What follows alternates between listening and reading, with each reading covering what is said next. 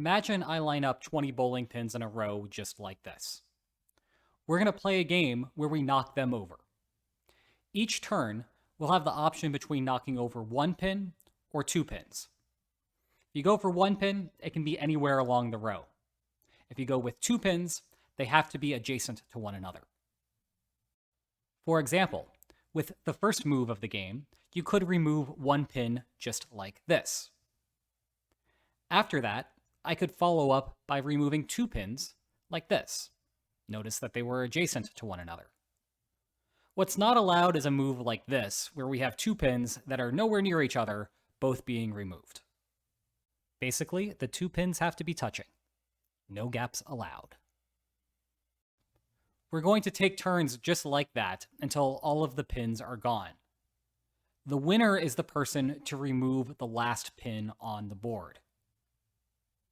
Here's the puzzle. You go first. Find a strategy that guarantees you the victory. What is the first move that you're going to take? And how are you going to respond to any move that I make after that? And if you think that's an easy question, here's a harder one. Find a winning strategy for any number of pins. It does not matter how many pins there are. As long as you go first, you can find a strategy that will guarantee you the win. And while you're doing that, check out some of these cool books that I've written. It turns out that the theory behind the solution to this problem is something known as backward induction. You can learn about it in Game Theory 101, the complete textbook.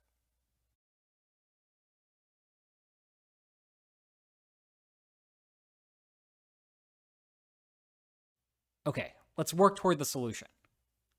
On the very first move of the game, you should knock over the middle two pins, pins 10 and 11. That's the first step. So if you were struggling to formulate an answer before, now that I've given you that first step, perhaps try pausing and thinking about it again. How is it that you can guarantee yourself a victory from this particular position? Are you ready for the full answer now? The key is that you've left 9 pins on either side, the same number of pins. And that's what's going to be critical to the strategy that you implement afterward. In fact, what you do from here on in is straightforward. All you're going to do is copy my strategy. Whatever I do on one side, you're going to do the exact same thing to the other side. For example, if I remove these two pins here on the left, you're going to respond in your move by copying that strategy on the right side, removing those two corresponding pins. If my next move is to remove those two pins all the way at the end, you're going to remove these two pins all the way at the other end. If I were to take one pin from the right side just like that, you're going to take the corresponding pin from the left side. And then if I were to say remove those two pins, what do you do next? You copy my strategy once more, removing those two pins. When we're down to the final 4 pins and I remove this one, then clearly your response is to do the exact same thing on the left side. And now you'll notice it doesn't matter what I do at this point. If I remove that one pin, well, now you have exactly one pin left over. You can remove it. You have the last move. I have nothing left to do. You win, I lose. Good job.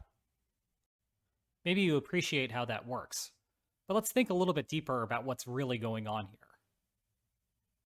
It's the symmetry that makes all of this tick. As long as you are duplicating whatever I'm doing on the opposite side, there will always be a move available to you. You can never lose by virtue of the fact that you can always find the corresponding pin to remove. That means that I am going to be the first one to encounter a situation without any pins. I am going to lose, and you have guaranteed yourself the victory. And that's why you remove the middle 2 pins at the beginning. It's the only way to establish symmetry afterward. And once you've done that, you can just steal my strategy until you win the game. Generalizing how to use strategy stealing to win for any number of pins is pretty straightforward. For any odd number of pins, you simply remove the center one. That is going to establish symmetry, and then you can play the strategy stealing from there on in. For an even number of pins, just like what we saw here with 20, you're going to remove the center 2 pins. Again, that leaves you with symmetry afterward and allows you to win. If you liked this video, don't forget to like, share, and subscribe. And I'll see you next time. Take care.